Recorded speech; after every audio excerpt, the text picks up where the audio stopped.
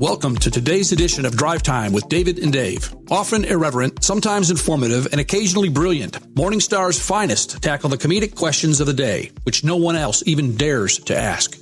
David Vallier and Dave Yarnes come to you each week from their studio in Fort Mill, South Carolina. Now, if you've missed a portion of today's broadcast or would like to recommend it to a friend, you can hear this program at any time on the Drive Time with David and Dave host page at talknetworkradio.com. Well, now here are David and Dave with today's show. Total excitement here in Studio 8. Oh, yeah. All the way from Dave. This is incredible. It is. Very first guest on the Drive Time with David and Dave. I know. I never thought we would ever have a guest because it's just always me and you just yapping about whatever. Yeah, well, we promised, but we hadn't fulfilled that. That's right. We put some promises in season 1. So if you've been listening, we've been promising to do a live event. But listen, I got an intro here. I'm going to do my own intro. You ready? Okay. This is it, all the way from Moscow, Russia. This is his intro song. You know how everybody has an intro song? This is him. Oh, that's good. All the way from Moscow, Russia, Nikita Koloff, the Russian Nightmare, here with us. We do not own this music. And what's that? Disclaimer. Yeah. Please don't charge us anything, Phil Collins, for playing your song. Please. Wow, it's great to have you. Was that your intro song? Well, no, not quite. It was more the Russian national anthem, but that one works too, though. So I'd see. It was on your Wikipedia page. Well, I'm just saying. You know, I feel honored, man. First guest on this show. First one. It could be the last, depending on how you do. Let's see how it flows. Yeah, that's right. What an honor to be here. Well, Dave Vallier, you huge wrestling fan. Big Come time. on, Big man. time. My dad, I mean, he force-fed me wrestling when I was a kid, and then of course I loved it. I mean, so listen, this is like a dream for me just to talk to someone not only who knows about wrestling, but that was actually involved in the wrestling world. And at the big stage level. Oh yes. Yes, this was a thundering Nikita Koloff. So let me just go through Nikita Koloff. Incredible career as a professional wrestler, and now he's turned all of his Russian madness. You were the Russian Nightmare. Yeah. Russian Nightmare. Oh, yeah. Wow. Nice. He's turned his Russian Nightmare-esque into warrior for the kingdom of God. Yeah, that's right. That's right. So, man, and we're so excited to have him. So you can Google him. We'll talk more about how to find him. But what a career. I appreciate it. I like to say here, this is a good little tagline. Once the Russian Nightmare, now the Devil's Nightmare. I like it. That's good. Right? Once a champion in the ring, now serving the champion of the world. Jesus Christ. Oh, yeah. Man, I like that. Those are good. Come on. You got to copyright that stuff. Come on now. Sam, go on the web and make sure we get all those URLs. Writers. Listen, for those who watch the current wrestling product, that would be the difference from today. Right. Oh, don't get me started. Through my era. My era, we had creative control on all of our interviews. Right. The majority of our matches, 100%, almost 100% creative control. And so no writers. So we were spontaneous, on the fly. Wow. So that was it. Oh, really? Oh, yeah. Yeah. I have so many questions. I think that has so much more. Go ahead, Dave. Well, I want to stay on top. We'll get there when we get there. But if you get me and him going, I'm just giddy to have a guest in here. Oh, we man. had to actually have him go through immigration and get his shots to actually come into the studio. Hey, I'm curious. Quick question for you though. So he force fed you. I mean, did we can talk more about this as we go? But did you ever go to live matches or just all the time? You did. Oh yeah, man. Back in the day, I grew up in the height of WCW. Okay. So like I remember I met Goldberg. I met all those guys. I met Goldberg at a shoe store. I remember that. Oh, I stood in line. I stood in line to meet this guy. I met The Rock. I met all these guys. But ran into Ric Flair many times here in Charlotte. Have hilarious stories about that. But I wasn't going to ask you how that experience was. It was interesting. I figured it was. Yeah, it was interesting. But went to many live matches. Loved it. Oh man, no, I'm just his thundering voice. I was just checking with our sound guy to make sure that he was come through. So I feel bad. I thought "Air Tonight" was your song. I thought like you would rip off your shirt and like go back in time to something. First You're of all, thinking of Hulk Hogan. I spent a lot of my life in the gym. I have never. I mean, this is going to sound really. I don't know how it's going to sound, but this guy. guy was in most incredible shape. Like he had traps that started at his hairline and went down to his elbow. I've never seen anything like it. It was crazy. And like that should be intimidating right there. No, it was. I think you and I've had conversations. And how many pounds did you do with your traps? Well, and just for the listeners out there, to paint a more illustrated picture for you, back in those days, 285 pounds, 8% body fat, 34 inch wide in weight. 34 inch weight. I'm close to that. You're close. You're close.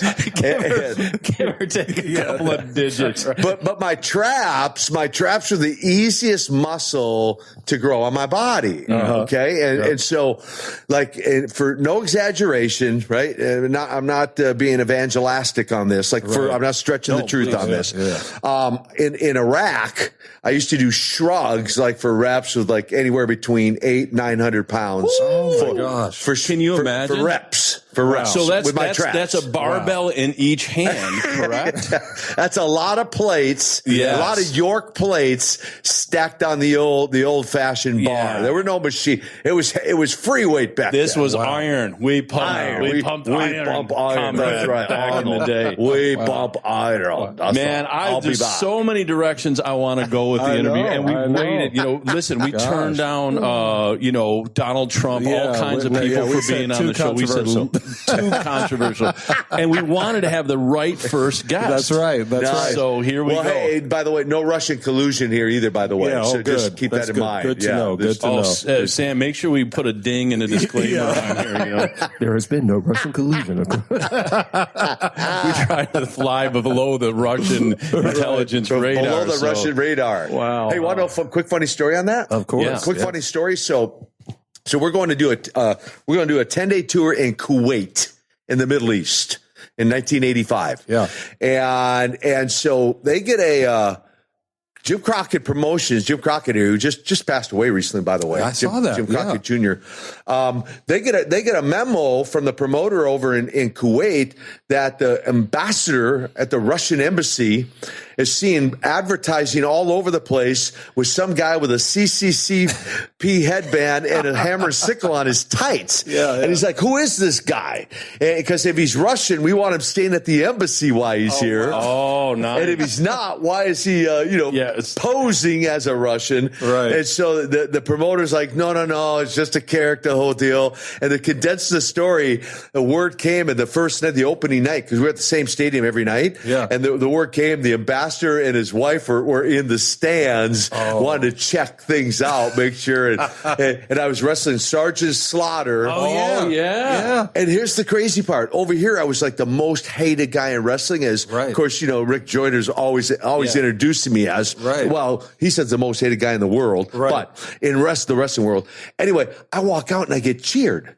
I'm cheered. Oh my God! I don't know how to be a good guy. From the most hated to the most loved. And Sergeant Slaughter walks out and he's booed. Whoa! And we get in the ring. I'm like, Sarge, I don't know how to be a good guy. He goes, kid, just follow my lead. I'm like, got it. Got my hand raised. They said the ambassador went home back to his embassy happy. So nice. Did you work it in? Did you say like, comrade, ambassador? Well, if looking back, I wish I'd had a little differently. But I just thought if they got me in the embassy, I'd never get out. You'd still be there. I'd still be there. Anyway, so one quick funny story about there you go. Man, that's amazing. That is awesome. So go ahead. I was going to say I saw Sergeant Slaughter just about a month ago in the grocery store. Does he live in Charlotte? He lives in Burlington, North Carolina. Okay. He may be here doing an autograph signing. I just saw him and I was like, is that Sergeant Slaughter? And I remember I texted my dad and I was like, Dad, does Sergeant Slaughter live in Charlotte? He was like, where are you? No mistaking that jaw, right? Oh no, that jaw and that mustache. And I mean, I was like, oh my gosh, that's Sergeant Slaughter. I didn't say anything though. Jutting jaw, you know. I did not know that shoe stores and grocery stores it's attract wrestlers. That's the place to hang out. It's like a magnet to these iron filings of wrestlers. And bars. Oh, is that right? Yeah, that's where I've seen Ric Flair for the most part. Oh, bars. Yeah. Oh, well, he lives. Yes, where he lives at the bar. Right. That's Exactly. Rick, I love you, but you got to stop living at the bar. Exactly. So what did it feel like? I mean, what are we talking? Like 20,000 people in that stadium when you come out? 30? I don't know. Yeah, how many. I think the biggest crowd, it was an estimate, right? But the biggest crowd for me personally was Charlotte Memorial Stadium, the first ever Great American Bash. Oh, yes. Main event against the Nature Boy Ric Flair for the World Heavyweight title. Seen that match. Yeah, and they estimated 30 to 35,000. Wow. Dog. Yeah. It was kind of a surreal experience because keep in mind, I was only 13 months into the business when I stepped into the ring that night. Wow. That's not a lot of experience. But how cool is that? So you walk out and there's 30, and now, I mean, I certainly know, I'm not like a huge fan, but I've seen it. These guys are animated. I mean, I think wrestling fans, Talk about the fans? Are animated, right? Well, keep in mind, different mindset, different business. Like even if you go back and watch old YouTube videos, the fans, they call it the golden era of wrestling. Totally. So you'll even see a different fan reaction back then.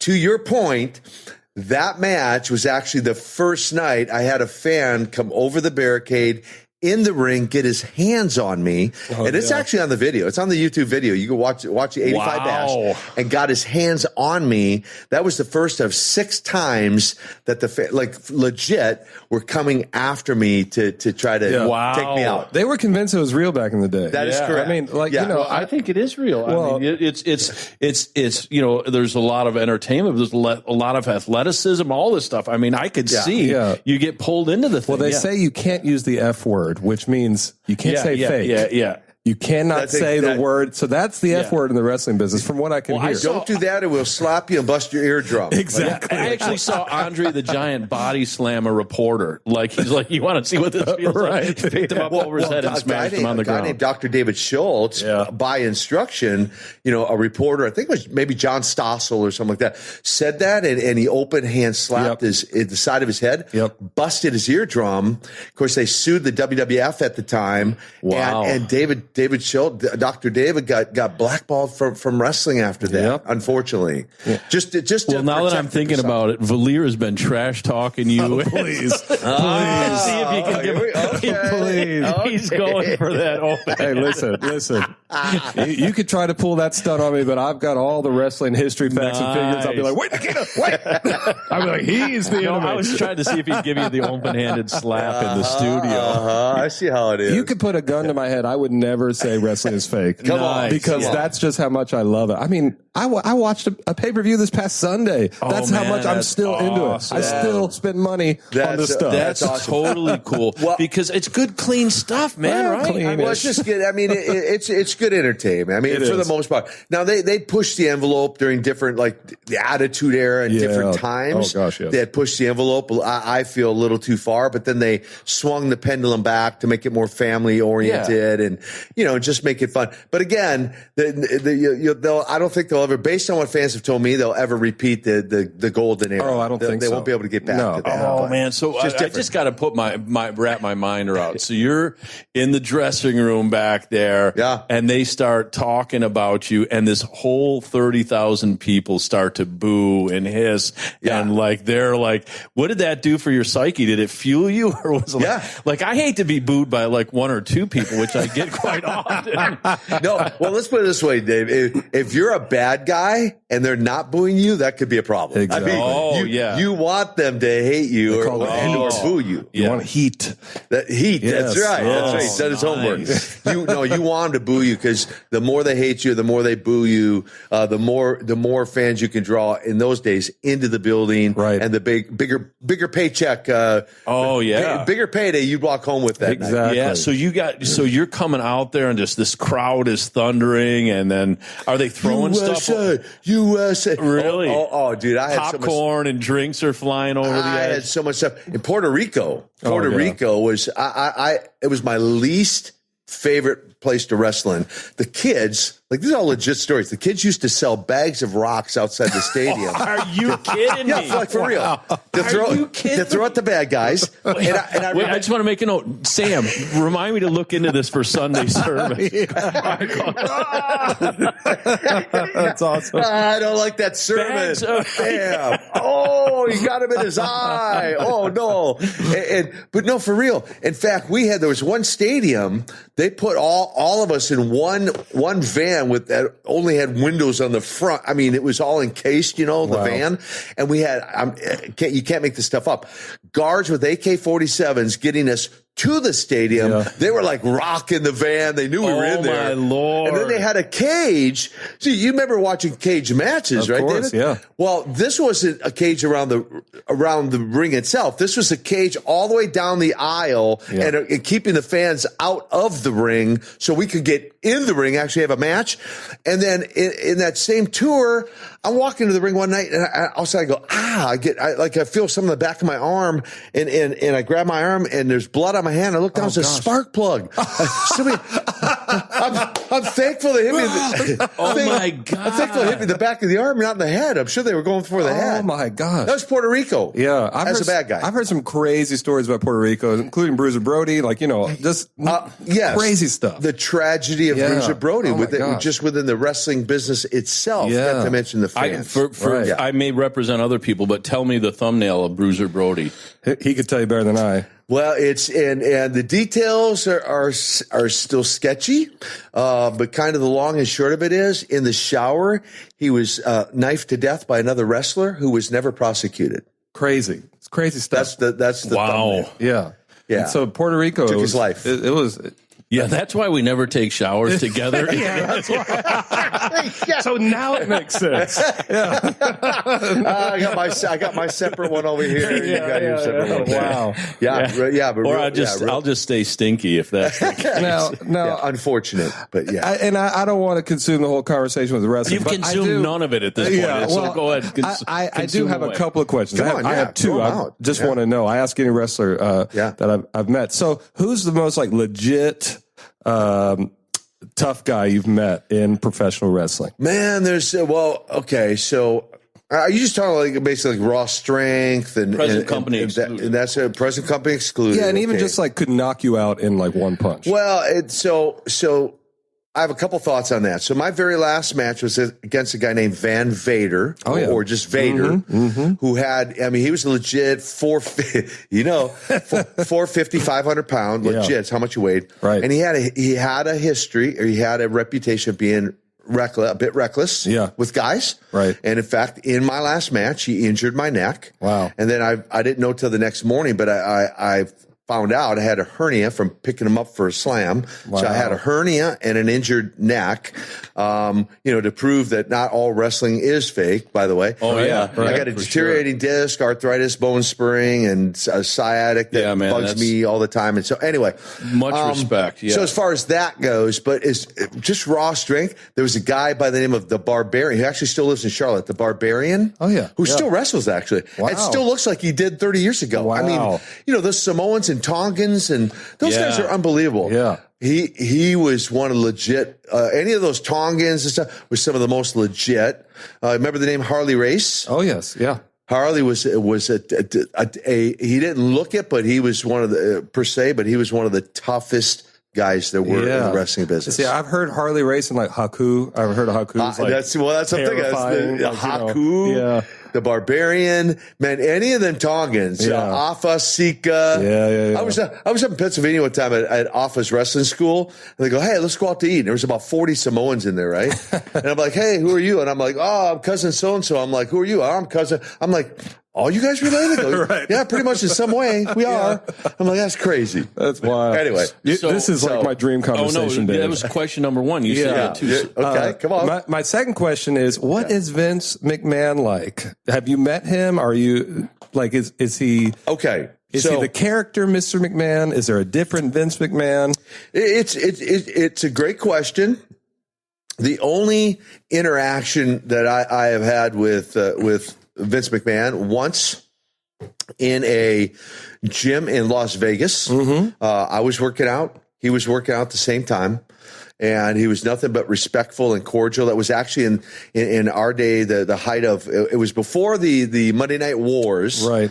But we were still going head to head competition. Right. So he had a show at the Thomas Mack Center. We had a show, I don't know, MGM or something. So we're head to head. And just so happened we run into each other at the Las Vegas gym, introduced ourselves, very cordial, very respectful, very polite.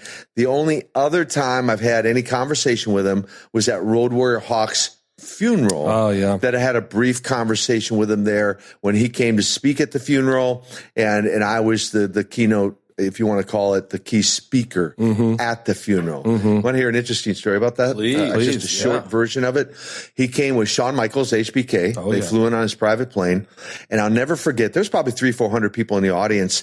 And they asked me to speak, but they asked me not to preach. And I'm like, yeah, no worries. Yeah, sure. Yeah. And so it was one of those, you're going to please God or please man moments, right? Right. I boarded a flight in Charlotte. Well, it's not like you're coming back. It's not like they're going to dig the guy up. Right. It's a one and done on this. It's a one off on this, right? But on the flight from Charlotte to Tampa, God gave me like a little 15-minute message, and I'm like, yes, Lord. So I get up, they introduced me, and I promise you, it was like we were in a house show. Wow. It was like the lights went down, and it was like a spotlight on Vince McMahon, like for real. It's like a real deal, like real story. Like he's all I could see in the entire audience. Wow. Spotlight on him.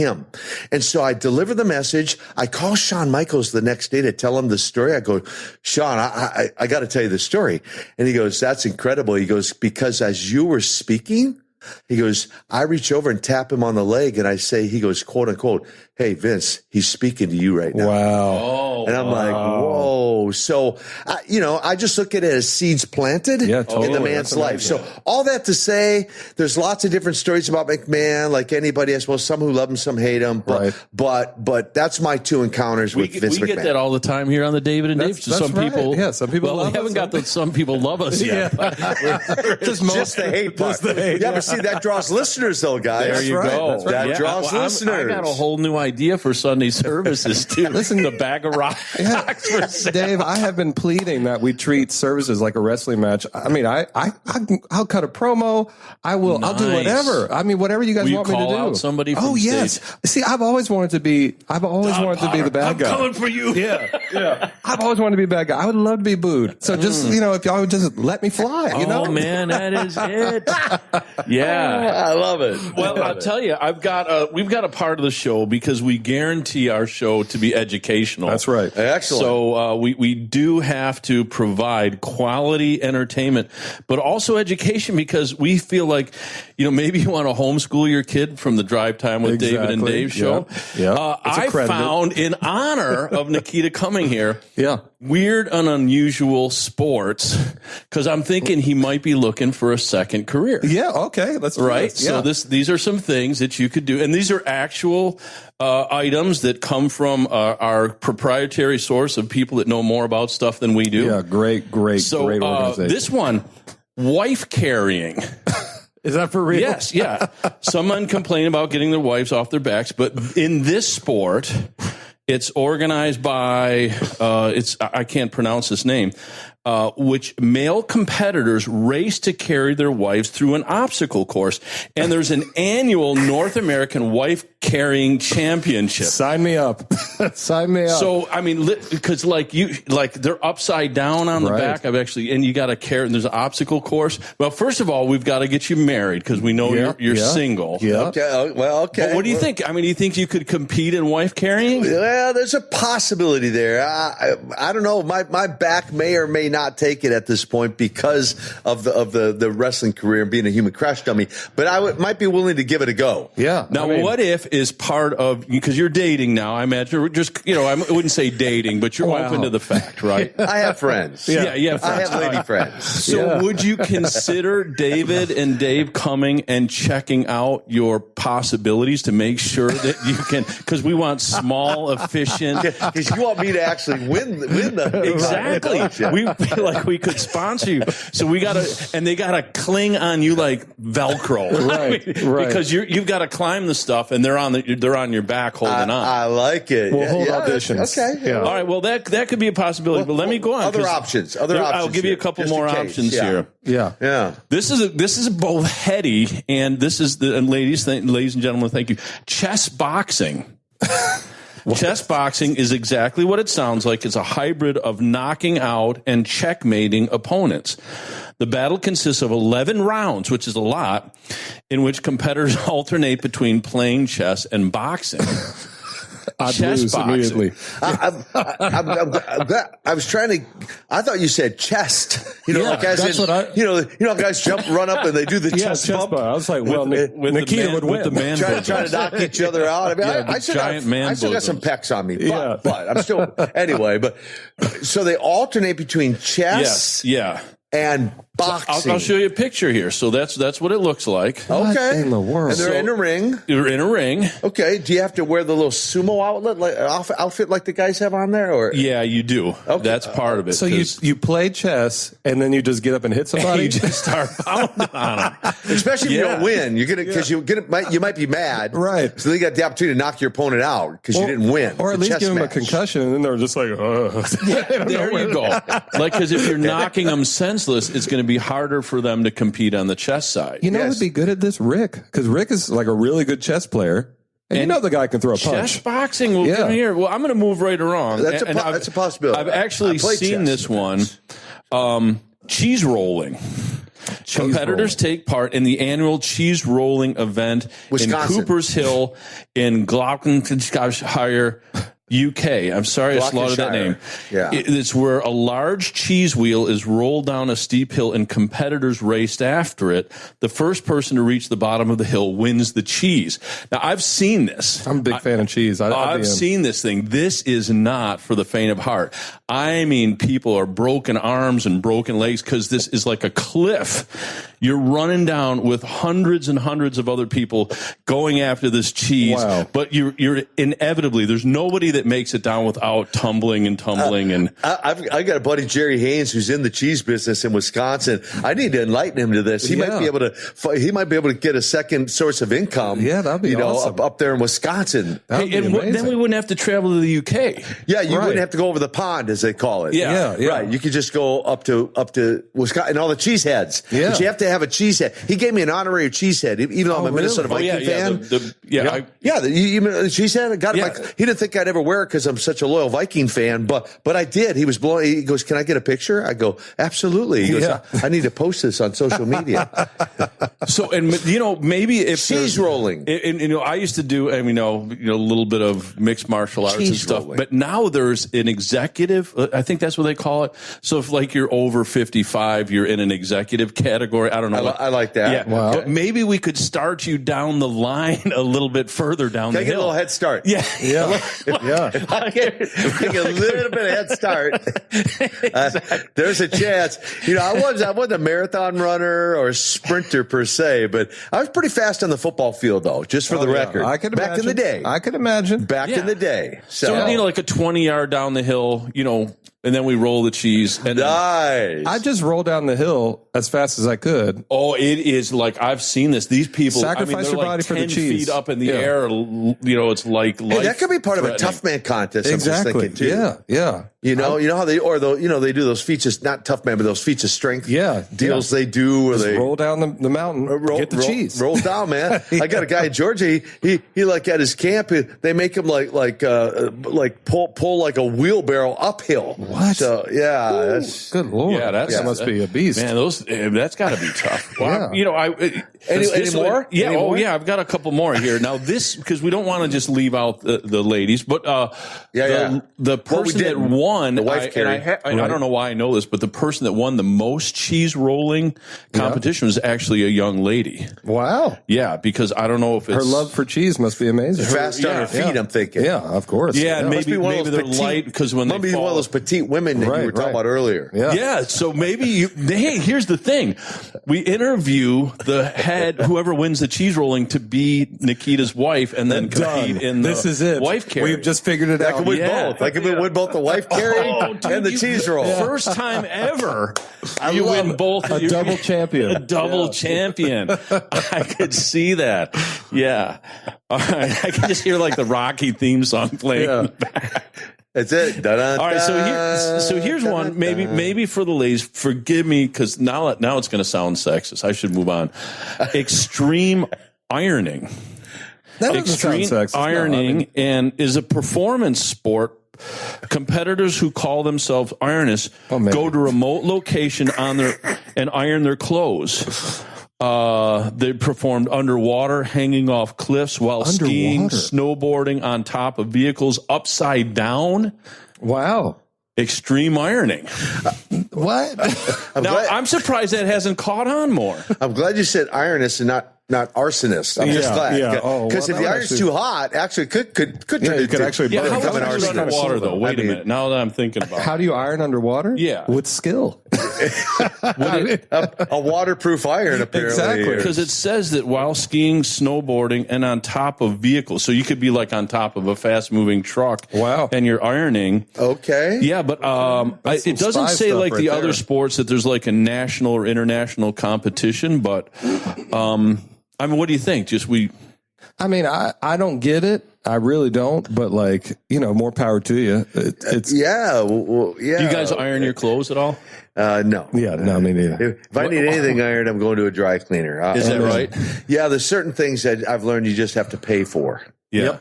Yep. I would agree. No. Did you ever iron anything? No, never. Really? No, I have. No. Yes, I have. I should take that back. There's been a couple times like I've been in a hotel or something. Shirt got wrinkled in the travels, and I tried to straighten it out, uncrinkle it. But so I can iron. I just choose not to iron. Right. Well, maybe we stay away from this one because it sounds like I'd have too much of a training log ahead of me trying to get you guys in this. But this could be it. Okay. Because it would take all of his talents, finesse, all of the background, and he could compete. Let me just say, this started in 1975. They were looking for a world sports title, and they perfectly summed it up in toe wrestling.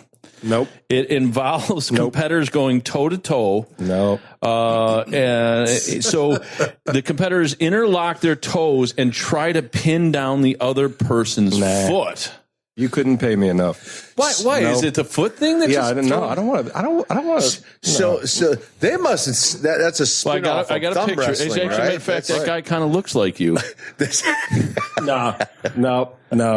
That's got to be a spin off of like thumb wrestling. I'm thinking. Yes. Toe wrestling, but so I don't know which would be. I've never was very good at thumb wrestling, but I doubt I'd be good. What's funny is toe wrestling. The guy right over there, Sam, and I were watching the other day. Stadium full, thousands of people of thumb wrestling competition. I'm not kidding. Sam Wise, give me a thumbs up. Is that true? Yeah. Wow. This was literally happening. And I'm talking about people were weeping when they would lose. The champion was like, they had fans. And it was just crazy. A thumb wrestling and a rock, paper, scissors one too. Oh yeah. So this is nuts. Stadiums full of people. I've just never seen anything like it before in my life. It was the most bizarre thing. So I guess foot wrestling is another one. Major discrepancies have been settled in the Yarns household with rock, paper, scissors. Oh, yeah. I mean, major, big time. Yeah. For those of you that don't know, always go to rock first. This is how you win. I don't know if you know. There's a lot of science behind this. Always go to rock first if you can, unless you're playing with someone that knows what they're doing. Okay. Then you got to change it up. But then what you do is you follow the sign of the person on the next roll. So if I roll down and you have scissors, I come with scissors next. You get a much so better there's a whole there's a whole psychology behind. Almost sounds like professional wrestling. There's a whole psychology behind. Yes. Wow. Thank you for the inside tip. Out of all the sports there, wife carrying, chest boxing, cheese rolling, extreme ironing, or toe wrestling. I mean, if you had to pick one, I'm all about the cheese. The cheese. As long as if I can get that big wheel of cheese, man, I'm in. Well, for me, I've suffered broken legs before. They're not fun. And so I would probably default to the toe wrestling because that sounds like the least physical and the least physically damaging sport that I could get involved in at this point. So what if I might have to opt for that. What if you like came up to the competition, you pull your sock off, you got like a coach there. He's like, this little piggy kind of thing. Come on, boy. But then this guy comes up and one leg is like 3 times the size of the other. He's like, I've been training for this my entire life. And he unzips like this foam boot and this gigantic foot. Now, we might be cracking at a walnuts in the toes. If they had 6 toes, we'd be at a real disadvantage. Oh yeah, and that happens. That happens a lot. Yeah, well, I mean, more than you think. I would. Yeah, there's the possibility. Do you have 6 toes? No. You want to tell us about this? No, that's why he always keeps his shoes on. I'll tell you not notice? Story. Even at the beach, he's wearing his street shoes. Okay, he doesn't even wear flip flops at the beach. Dave, can you take us out? We're going to come back in next episode. We're going to reach right deep into Nikita Koloff's soul, the very essence. We're going to find out who is the man behind the myth. We're going to pull this out right here on the David and Dave Show. Let's do it. So pull us out, and then we'll come back. Make sure you tune in for the next episode. Yeah, make sure to join us. And again, you can always follow us on all of our social media platforms. I think we pretty much stream on all the platforms. I don't know which ones, but if you name it, we're probably on it. Elon Musk goes to Mars. Yeah. David and Dave is there. Yeah, we're there. And, we were looking the other day as I'm taking us out, we were looking, and our surprise pie episode has a ridiculous amount of listens to it. 50,000 people. Surprise pie. And it's just me and Dave talking about surprise pie. Nikita will tell you about it later. But, it was bizarre. But, always, you can come visit us over here in the Charlotte area. We'd love to see you. And, once again, thanks for joining us right here. Thanks, our guest, Nikita Koloff. Yeah. Come back. We're going to go right into this next episode, so you want to hear it. Stay with us. That's right. Nikita, thanks a million. Yep. We'll see you in the next one. Great to be with you guys. Thank you, guys. David and Dave are David Vallier and Dave Yarnes of Morningstar Ministries. If you would like to know more about Morningstar Ministries, please visit their website at www.morningstarministries.org. Join us next time when we continue with the next edition of Drive Time with David and Dave. For David and Dave and their studio team at Morningstar Ministries, this is Chuck Christie saying thanks for lightening up with us. Psalm 2 verse 4 starts out, "For he who sits in the heavens laughs." Tune in again next time and laugh with us. Until then, remember to share, tweet, Insta, Snap, and look us up on Apple and Google Podcasts, Spreaker.com, iHeart, Spotify, and SoundCloud, and many other podcast portals. Make it a great week.